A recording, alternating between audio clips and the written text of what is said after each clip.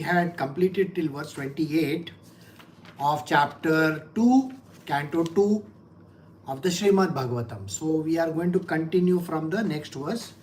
But just to give you an understanding, we were describing the different lokas in which even the Satyaloka was defined, how a person can travel to these different domains, and the gross body cannot go over there. Only the spiritual body that is there, what we call as the astral body, can travel to these locations. Now, whenever a person has attained his objective in life, which is called the ultimate destination, he knows the truth, he has got a choice. The choice is whether he wants to travel the space, or whether he wants to just be in that place, or whether he wants to merge with the Lord. So we had done the first one where he dissolves in that, which is called the Brahma. So a person can dissolve in the Brahma. We had done that. After that, what we have done is how he can travel to the places which he would like to go to. Like say for example, he may want to go to Brahma Loka, he may want to go to Indra Loka, he may want to go to Satya Loka, he wants to go to the places where the sages and saints are. So he travels to these destinations. So that was the second part. And now we are going to do the third part, where the person wants to be merged with Krishna. Okay, so today's satsang is about this. So when the third part 1, when he wants to get dissolved in Brahma, where he doesn't come back. Second part is where he wants to travel, when he wants to go to different locations, locales, and this entire universe, wherever he wants to travel, number 2. And number 3, which we are doing today, which is called to merge with Sri Krishna himself. So we will start from verse 29. We are doing Srimad Bhagavatam, Canto 2, Chapter 2, verse 29. A devotee thus surpasses the subtle objects of different senses like aroma by smelling, the palate by tasting, vision by seeing forms, touching by contact, the vibrations of the ear by ethereal identification, and the sense organs by material activity. We'll do the next verse also. Verse 30, that is Canto 2, Chapter 2, Srimad Bhagavatam, verse 20. The devotee, thus surpassing the gross and the subtle forms of the coverings, enters the plane of egotism, and in the status he merges the material modes of nature, which is ignorance and passion, in this point of neutralization, and thus reaches egoism in goodness. After this, all egoism is merged in the Mahatattva, and he comes to the point of pure self-realization. Now let us go step by step into what is being mentioned over here. Now the third type of a devotee, the third. We have done the first, we have done the second, now we are doing the third type of a devotee. The first devotee is the person who merges into the Brahma. He doesn't have rebirth.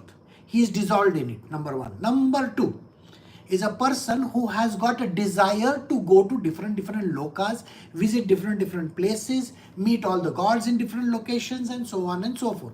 He may want to be with some yogis or sages and saints also. He can do that. Third one is the one which we are doing just now. How does a person attain that? The attainment happens through first getting rid of the senses. See, understand, we have a gross body. The gross body is the one which you can touch and feel. So overcoming the gross body is the most important thing. When a person dies, he has to leave the gross body on the earth itself, right? He cannot take the gross body anywhere. So what happens to this person? He takes the subtle and the causal body together, because every human being is having a load of karma in his name. The karma which he has gathered in this life of his, when he passed away, and also the karma from the past life. So where does he have to go? He is supposed to carry this whole load with him. And when he goes for the final day judgment or whatever they call it, he has to then get a new body. Because the load of karma that is there has to be eliminated. So all this karma that is accumulated has to be minus from the different lifetimes that he is going to have. Not one, many lifetimes. And in that next lifetime, he will carry only a certain load of it. That's it. And that will be called prarabdha karma for that life. All right? I hope you got this point clear. Now let us go to the point where we have to understand why this body, which has got all the senses in it, that is the senses, sense organs, as well as the organs of action. There are two kinds, isn't it? Total 10 in number. We have to eliminate that. So he says, first you have to get rid of the aroma of smelling. Now think like this. We are so much attuned to smells. Whenever you are passing by a restaurant or some such, fast food place, you're getting a lot of aromas over there. Even when the truck which is carrying waste,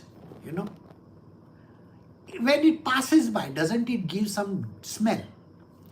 We are driven by that smell. So first, a man has to overcome the smells. So that means what? The organ connected with it, which is the nose, which is the organ which gives us the idea of a smell. We overcome this particular organ and the sense. The organ is the nose, the sense is the nasal, you say nerve endings inside, correct? They are telling us what the smells are. So that aroma which is hitting our nose, that has to be eliminated. The second one is called the palate of tasting. That is taste. We taste everything with our tongue, isn't it? Actually, the tongue is not a taste organ. There are taste organs all over our buccal cavity. Buccal cavity is the mouth. They give us different tastes.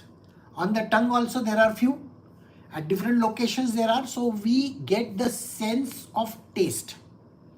So there is a taste of sweetness, sour, all the bitterness and everything. Whatever taste is there. So any food, any drink that is there that we are taking, there should be actually no sense of taste in it. Everything should taste like water. No taste at all. So simply it translates into that overcoming that is important. So you have to overcome the sense of taste. Smell, taste. Now the third one is vision by seeing form. Now here nobody is asking you to, destroy your eyesight or something like that. No, it is not necessary for you to see everything that is happening around you. Why is it important to see what somebody else is doing? No. Anything that is happening around you, you are attracted to it. So if something is happening in this world, you will go inside that object. So if you are seeing a bird chirping on a tree, you want to see the bird. Oh wow, there is the bird and he's chirping. Correct? Suppose you hear some sounds coming from some place, you want to go and investigate it. And you want to see what is happening over there, isn't it? Suppose the cat is making noise somewhere, so you want to go and see. So this is the scene. Ask yourself this question. Why is it important to you? Why is it important to know everything that is happening in this world? People, those who stay in the cities or those who are staying in towns and wherever, they are interested in knowing everything that is happening around them, correct?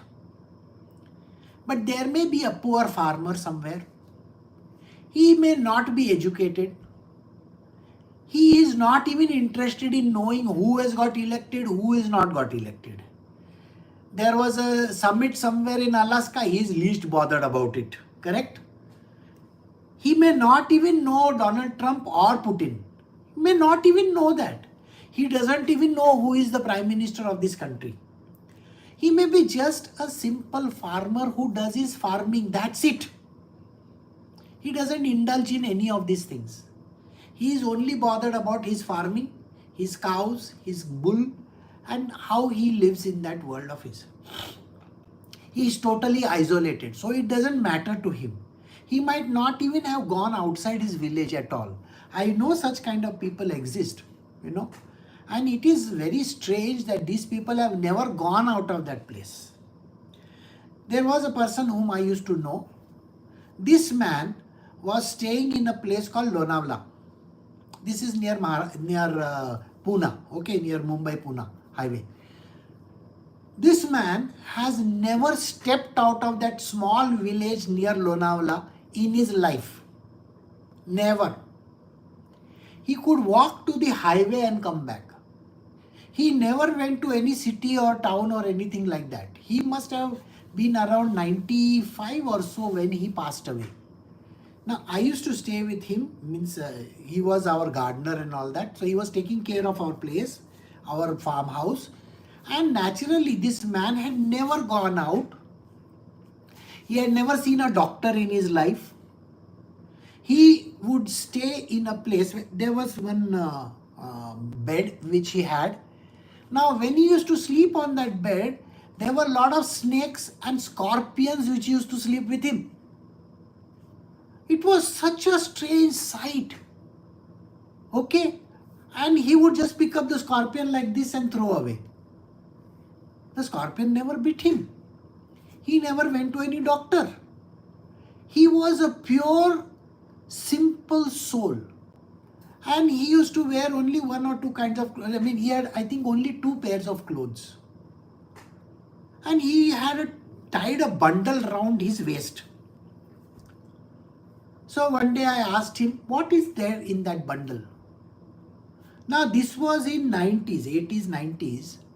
So he showed me, opened his bundle and showed me, there were coins and notes from King George's time. King George was before this queen was there, Queen Elizabeth. So second, before that. So he had notes and coins of that. I asked him, what are you doing with it? Nothing. He said, I just keep it because I just want to keep it. That's it. That is all. So you can imagine, he never used to indulge in anything specific. No smell anyway. No smell at all. No taste in his mouth. Whatever was given to him, he would eat. He had no idea of seeing what is there in the next town. I told you he was staying near Lonavala. Lonavala is a place. He had hardly gone to Lonavala once or twice in his entire life. Stayed in that village, did farming and did everything over there. That's it. Never stepped out. So he was not interested in the world outside. But look at you. Are you interested in everything? What difference does it make to you in your life? Who gets elected, who gets lost, whether the aircraft has gone somewhere, some war is happening. What is it to you? What is happening to you? Tell me. You are upset? Okay.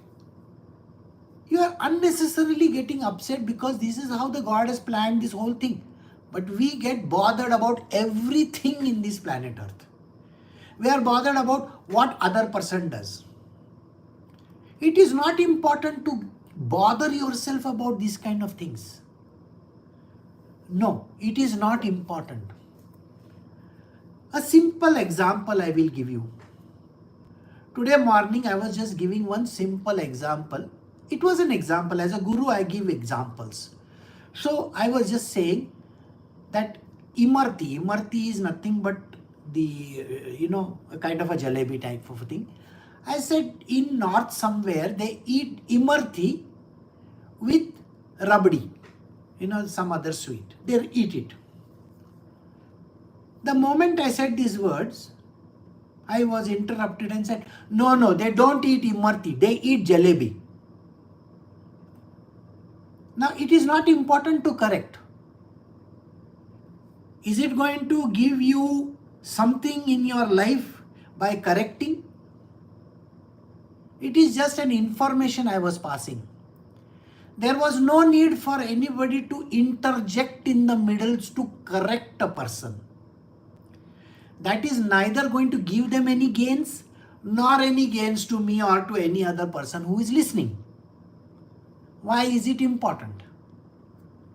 It is not important at all. Whether they eat imarti or whether they eat jalebi, is it going to change the world? Nothing is going to happen. You are going to understand why did that person say these words? Simply because you are wrong, I am right. Who is wrong? You are wrong, it is not imarti, it is jalebi. So you are wrong and I am right. We love to do this constantly. Our job is to keep our ears and mouth open and keep on looking at things and interjecting in the middle. Why is it important? Has it changed your life? No.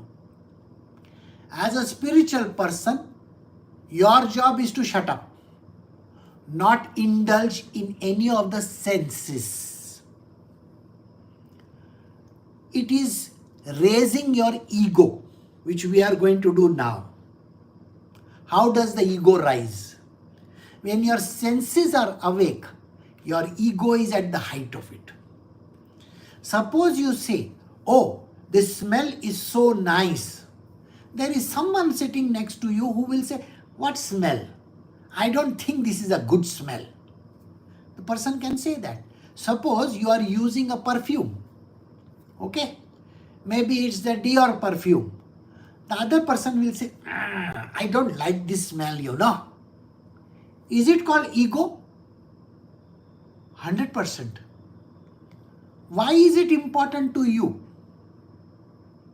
And is it going to change the world for you? No way. Then why are you so much bothered about it? So controlling the senses is extremely important for every human being. There is no need for you to interject. Just giving you another example. There was a summit in Alaska between the president of Russia and the president of United States. Now they met, 3 hours they were together, and nobody knows what happened over there. That president went back to Russia, this president went back to United States, to Washington or wherever he is, and there was nothing, no outcome there. Now I want you to think you are a common man. You are a common man who is living in some small city or a big city. Tell me, what difference does it make to you? Zero difference. It doesn't even change your life. You are not even interested in it. Why? What is the big deal? Somebody makes a deal or somebody doesn't make a deal. Why is it important to you? You're going to get some sweets to eat? No. Or you're going to reach some heaven by knowing what Putin and Donald Trump said? You're not going to go anywhere. Even if there is some kind of a thing happening, some war somewhere, what is it to you? And that is why in the spiritual world, the highest enlightened person doesn't indulge his senses. So, vision by seeing forms. Why are we bothered about seeing forms? There is no need. Touch by contacting. You know, touch. Oh, I want to touch and feel. What is this touch and feel thing? Overcome this particular thing. Ramana Maharshi overcame this when he was sitting in meditation in that, cave. And when there was a small bug which was lying on his body who was sucking his blood, he fell off. He again put him back. Not bothered about it. We are so much bothered about our touch, about our feels. I want to see this. I want to do. What is this? When Gautam Buddha became enlightened, he never went and bought silken robes or orange color garments. You know how these nonsensical people wear orange color, yellow color, white color. He never brought any of those things. You know what he did? Simple thing that he did was, there were rags. rags of old garments lying around in some place they were thrown. He would cut those rags and stitch them together and making it into a big cloth. Okay? And he would wear that. Sai Baba of Shirdi would wear something which is called kafni. Ramakrishna Paramahansa would wear a simple dhoti. And most of the time the dhoti never used to stay on his body at all. The enlightened masters don't care for garments that they wear. No way. They are least bothered. They don't wear fancy clothes. They don't want to show the world, oh, I look so handsome. Oh, I got a nice beard growing, I have to trim it every time. They don't trim their beards or go to some person and, okay, I want to look nice, I will put one thing on my shoulder and I should be looking nice. What are you talking about? They take 1 hour to put one tika over here. What tika? I've seen some idiots in my life who will want to paint their whole face when they want to show it to the world.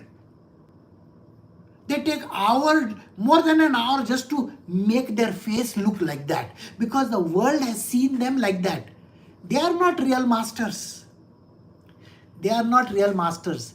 The same answer which that person is given can be given by ChatGPT also. So please don't fall for it. First you have to avoid all these senses of yours. What is this plastering of face that you are doing? There is no need and there is absolutely no requirement as such. Then vibrations in the ear. They want to listen to music and things like that. I will ask you a simple question. If you are a Swamiji, if you are a great saint or something like that, staying in the Himalayas, what kind of music are you interested in listening to? The only thing that you can hear are the birds chirping somewhere. Some animal going around in the bushes. That is all you will hear, isn't it? Please think on these lines. So what are you interested in hearing?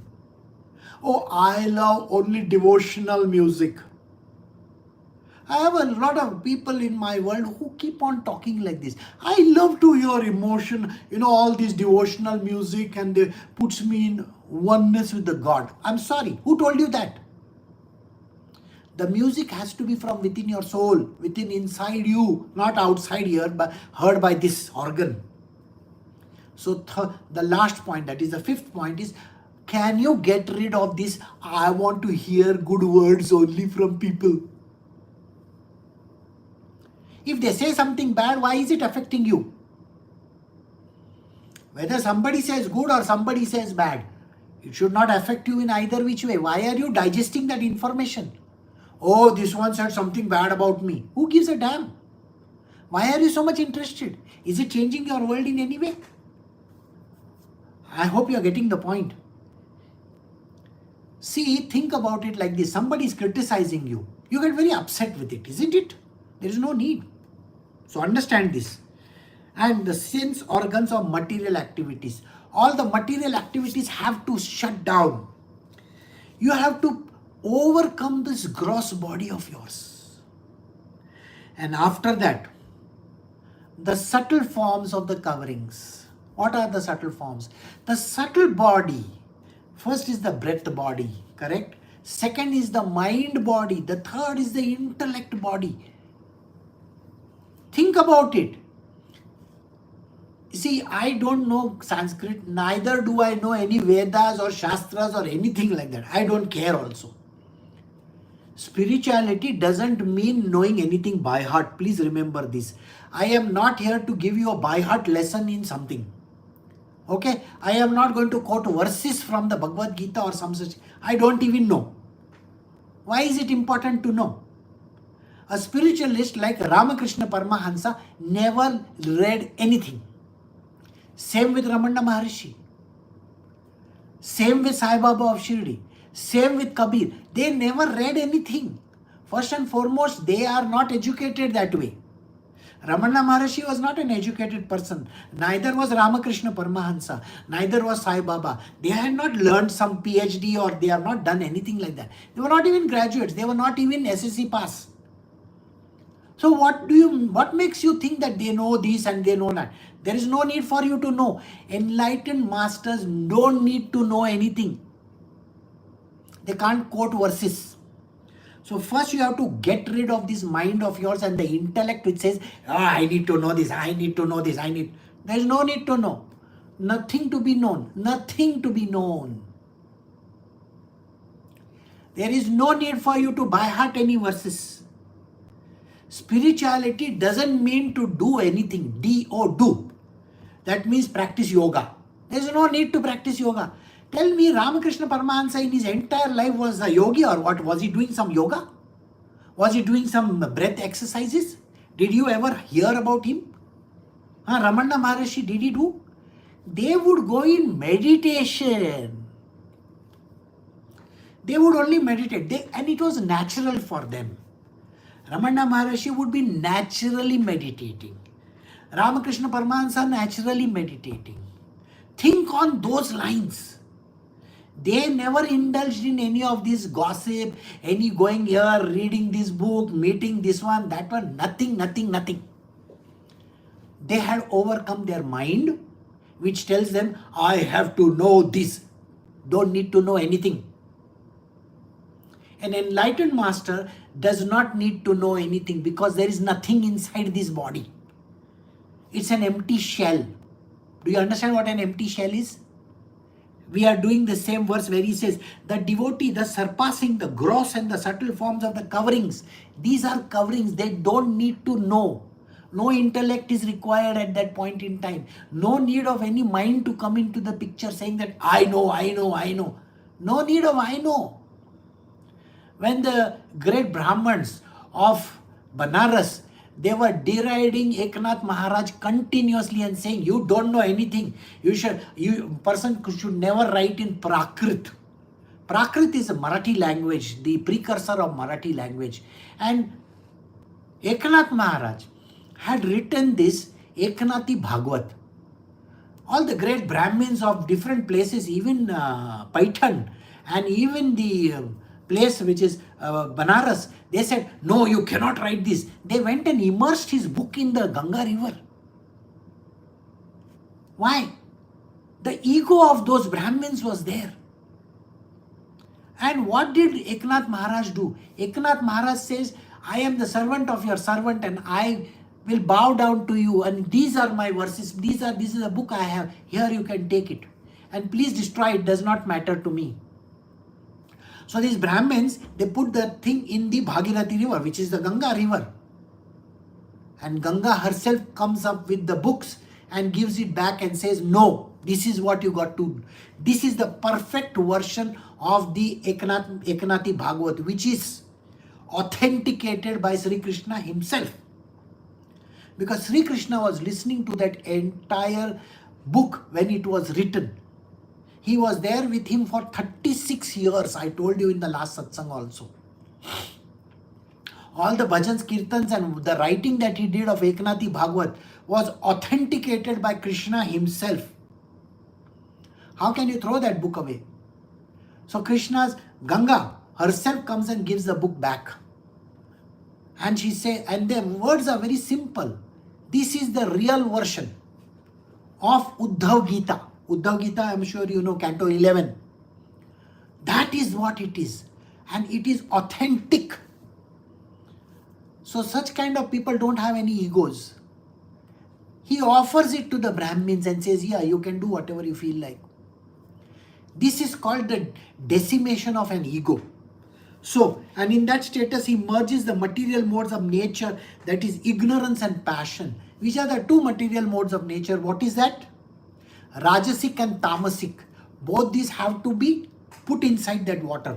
Don't use these two modes. I know. You don't have to correct. You don't have to go and do anything.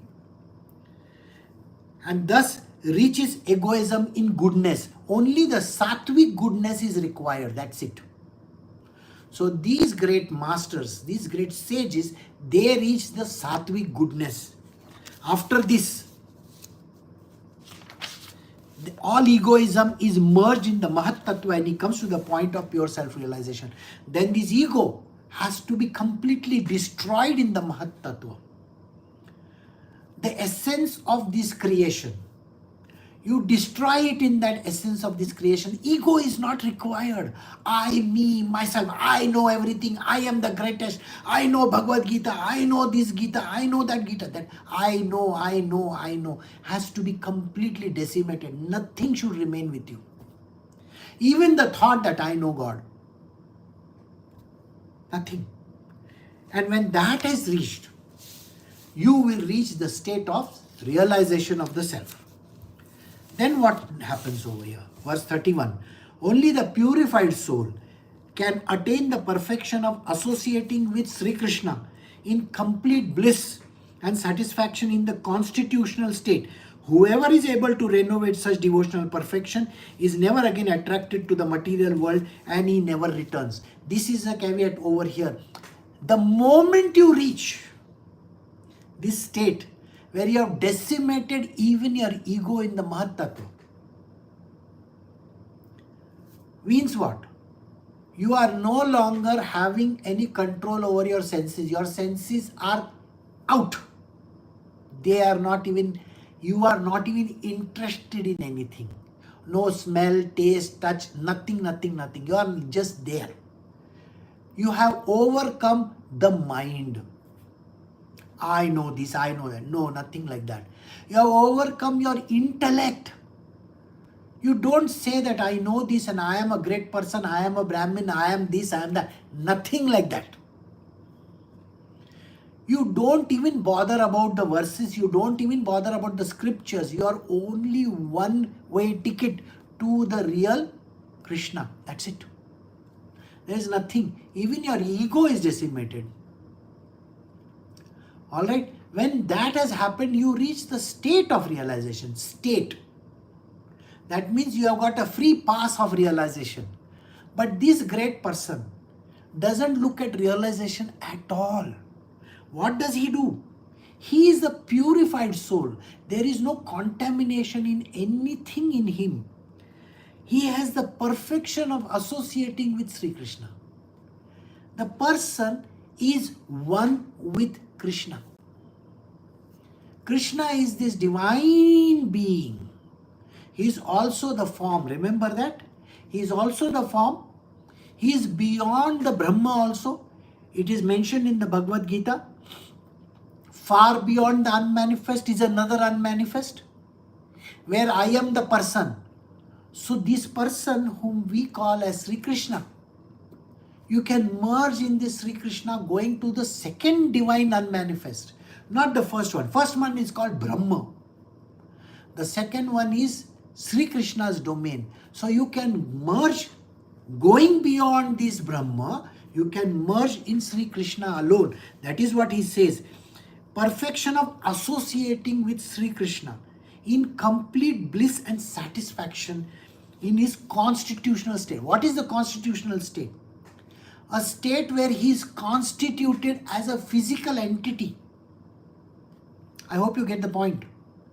He is Brahma as well as the physical entity, both. This is written in the Bhagavad Gita as well as in the Srimad Bhagavatam, where it is clearly mentioned that this divine form of Sri Krishna that is there, this form is a constitutional state which the enlightened masters can merge in it. There is no need for you to retain your ego.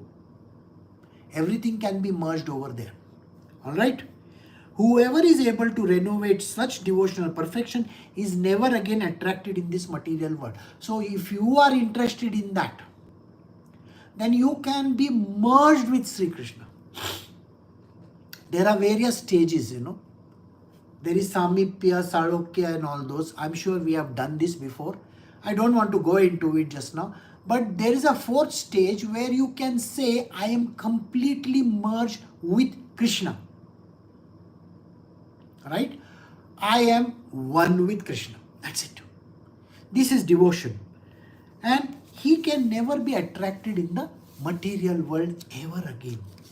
Such kind of being is there who can attain the state of Krishna. So we are doing the next verse, 32. Canto 2, Chapter 2, Srimad Bhagavatam, verse 32. Your Majesty, Maharaj Parikshit, know all that I have described in reply to your proper inquiry is just according to the version of the Vedas and is eternal truth. This is described personally by Krishna to Brahma, with whom the Lord was satisfied upon being properly worshipped. And by the way, whatever that I have said so far is authenticated, is there in our great scriptures which we call as the Vedas. It has been personally transcribed to you by Ved Vyas over here. His son is telling the story to Parikshit. And the sages and the saints are always truthful. So in this truth, there is 100% truth over here, where Sukdev is saying these words were personally uttered by Sri Krishna to Brahmadev, Brahma, Brahma, the creator. So these words, or whatever that was told to you just now, how person can merge with Sri Krishna in his constitutional state. That means go beyond Brahma. Go beyond Brahma. That is called the first divine unmanifest to the second divine unmanifest and be with him, Sri Krishna, and merge with him. So this has been authenticated and given as proof by Sri Krishna himself to Brahmadev. So we do the next verse. For those who are wandering in the material universe, there is no more auspicious means of deliverance than what is aimed at the direct devotional service of Lord Krishna. Verse 34, a great personality, Brahma, with great attention and concentration of the mind, studied the Vedas 3 times, and after scrutinizing, examining them, and he ascertained the attraction of Sri Krishna in the highest perfection of religion. Now, this also has been authenticated by Brahmaji himself. Now, there is no need for you, once you have attained the state of Krishna, once you have merged with Krishna, no ego, nothing is remaining in this. You have become one with Krishna. One. And when you become one with Krishna, you have attained the second divine unmanifest. This has been authenticated in the Vedas. And Brahmaji himself has read the Vedas 3 times. He has read it 3 times and he has scrutinized the Vedas, in which it is written that Sri Krishna is the ultimate entity. He is the highest of perfection. That means the highest Lord, the ultimate destination, the final call, wherever that you have to go to, is Sri Krishna himself. And this is the only way the deliberation can be made only through this, that you can reach Sri Krishna from the devotional path alone. This is authenticated by Brahmaji from the Vedas. He has done the Vedas and he has authenticated this. Sri Krishna is in every living being along with individual soul, and this fact is perceived and hypothesized in our acts of seeing and taking help from the intelligence. Now, this verse is for every person. Please understand, you also have Sri Krishna within you. Sri Krishna is the soul of every entity in this world. The unfortunate part is you don't have any idea. When you look at your body, the external covering, you look at yourself and call yourself by some name. You may be calling yourself some name. You have a name to your body, isn't it? Has it ever occurred to you that you are a part of Krishna? It has never, even today, you will never even acknowledge it. You will call yourself by different names. Tom, Dick, Harry, whatever, those kind of names. Now think on those lines. You don't authenticate it yourself. The divinity lives inside of you. And it is the individual soul, that is the divine soul, which we call as the Paramatma, and the individual soul, which is actually not separate, but it is one with the Paramatma. But because that ego is there, that is why you maintain that thing that I am an individual soul. So the individual soul is in this. So this fact is perceived and hypothesized in our acts of seeing and taking help of the intelligence. So your job is to think on these lines. Am I that divinity? Am I that person? Am I having this Krishna Tattva in me? How do I see it? How do I visualize it? It is not about magic. Please remember this. Everybody thinks miracles is equal to God. Sorry, there is no need of miracles is equal to God. None of these great sages and saints have ever performed miracle. Have you ever heard of Ramana Maharshi performing any miracle? No. Ramakrishna Paramahansa? No. So then what makes you think that their miracles are required? You can be just an entity, a soul, who understands this identity with Krishna. I am one with Krishna. You can take any identity. You can say you are the son, you are the daughter, you are the, any identity, brother, sister, whatever you want. You can just consider this as an identity, because this is what, Narada was telling us in the Narad Bhakti Sutra. He says you can take any form. You can have any form that you wish to, brother, sister, whatever, You can consider him as your father also. You can consider him as your son also. Whichever way you want it. It is possible. So why not do that? So he says, with your intelligence, with the intellect that you have, just think of Krishna as one with you and you one with Krishna. That's it. He says, the act of seeing. Can you see Krishna in everybody? See, you are seeing Krishna in yourself, let us say. Can you see Krishna in different forms around you? Your ego will not allow you, Your ego will say, oh, he is my husband. She is my wife. This is my child. Oh, that is the president. This is the prime minister. This is the local MLA. This is what we are going to say. Can I say this is Krishna, this is Krishna, this is Krishna? Do I say that? No, nobody says that. Not a single person in this will ever say that, oh, I can see Krishna in everything. No. We look at everything and we say, there is no Krishna in this world. There are people who will say, no, there is only Shiva. Really? There is only Jesus Christ. Really? Well, that is a narrow way of looking at life, ma. That is the reason why don't bother yourself about it. See that one God in everything. So this is what he is saying over here. Sukdev is telling Parikshit, look at everybody around you as an essence of this Param Tattva that is there called Krishna himself. And use your intelligence while doing this kind of an analysis. O King, it is therefore essential that every human being hears about, glorifies and remembers the Supreme Lord, Sri Krishna, always and everywhere. And that is the reason why you have to only think of Sri Krishna from whichever point of view. Don't bother about anything. There is a divine consciousness whom we call as Sri Krishna. Others will call him by Father in heaven or whatever the name. You can call him by whatever name you want. You can just call him Father. You can call him God. You can call him Almighty. You can call him whatever that comes to your mind. Because he has no name, no? Think of him as the ultimate and the final destination. And don't bother yourself about it. Just glorify him. Glorify means what? Sing praises about him. Think about him constantly, 24/7. Even if you are talking to your friend, think that you are talking to Krishna. How will you speak?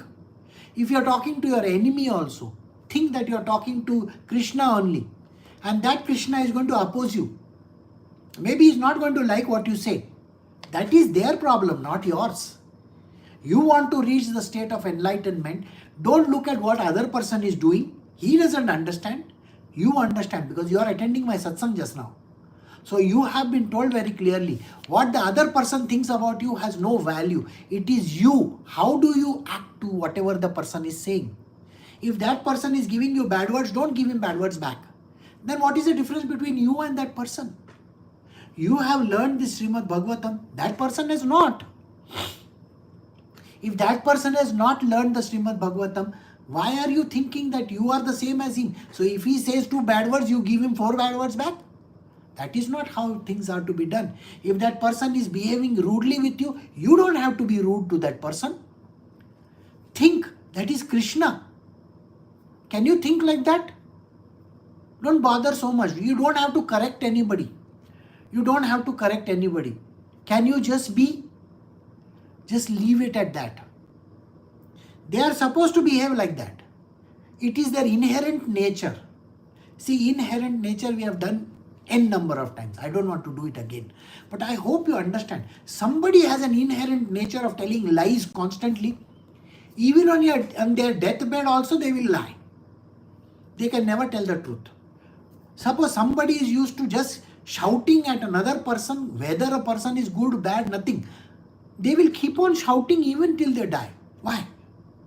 They like to bark. They will bark. A dog likes to bark. He's going to bark. He's not going to mew. A cat likes to mew. She's going to mew. She's not going to bark like a dog. So don't expect something from the other person. But you, who has understood the Srimad Bhagavatam and the Bhagavad Gita, you want to be one with Krishna? Be kind, compassionate, loving, caring, and don't bother. Enter the state of Sattva Guna. Remember the verse we did? You have to give away passion and ignorance. Give it away. Only enter the Sattva Guna. The goodness is all that needs to be retained by you. Okay? And then you will get Sri Krishna in the end. So every person has to hear this. That is why I am being so emphatic about it. Right? So final destination is Sri Krishna, and this is the way of reaching him. Last verse from this chapter. So Canto 2, chapter 2, verse 37. 37 verse says, those who drink through oral reception, fully filled with the nectarian message of Lord Krishna, the beloved of the devotees, purify the polluted aim of life known as the material enjoyment, and thus goes back to Sri Krishna, to the lotus feet of him. So if you are listening to this satsang, if you are very sincerely listening to this satsang, see, your mind may be wandering, but if you are listening to this satsang, through the oral reception, through your ears, you are listening to this satsang, you will be filled with the nectarian message of Lord Krishna.